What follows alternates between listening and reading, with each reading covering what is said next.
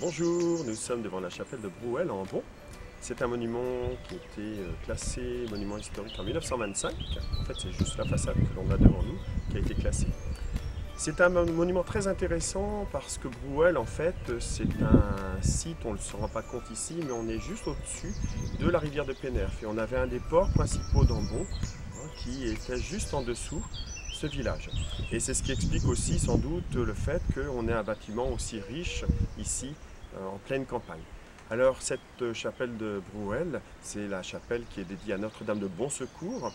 Et si je vous disais que cette façade est importante, c'est qu'en fait c'est une des plus belles façades gothiques que l'on a sur notre territoire, avec également une chapelle à Saint-Dolay qui est la chapelle Sainte-Anne. Mais ce pignon en particulier est particulièrement remarquable puisque on a un pignon à rampant et la porte, la double porte en fait est surmontée d'un arc gothique exceptionnel.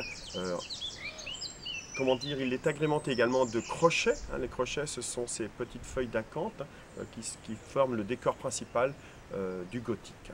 Donc un ensemble gothique exceptionnel que l'on ne retrouve pas à l'intérieur, mais moi je veux quand même vous inviter à aller voir l'intérieur puisque on a quand même quelques statues et quelques éléments qui sont associés au village de Brouelle. Donc on va aller ensemble à l'intérieur si vous voulez bien.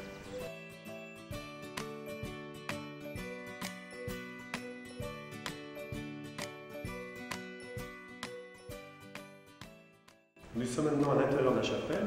Alors autant le pignon est richement orné, l'intérieur par contre est très très sobre. Ce qui est intéressant à noter, c'est qu'en fait on a deux statues particulièrement remarquables. C'est la Vierge qui est du XVIe siècle et également la statue de Saint Isidore. Saint Isidore évidemment est représenté ici puisque c'est le patron des laboureurs, des agriculteurs. Autre élément également, ce sont les deux vitraux qui sont à côté du chœur. On en a un qui est représentatif de Billion avec le côté agricole et de l'autre côté on a celui de Brouelle avec le côté maritime. Vous remarquerez également qu'on a une porte à l'intérieur puisque, et ça on l'a remarqué aussi à l'extérieur, eh bien on a la maison du chapelain qui a été érigée en 1640 contre la chapelle. N'oubliez pas donc pendant l'été, eh bien, je vous propose des visites et des circuits du patrimoine, donc vous pourrez découvrir cet élément de notre patrimoine. Et juste en dessous, vous avez également l'ancienne voie ferrée, qui est maintenant un chemin de randonnée, où passe notre GR et également des circuits de randonnée de la commune d'Ambon. Donc je ne peux que vous inviter à venir sur notre territoire. À très bientôt donc.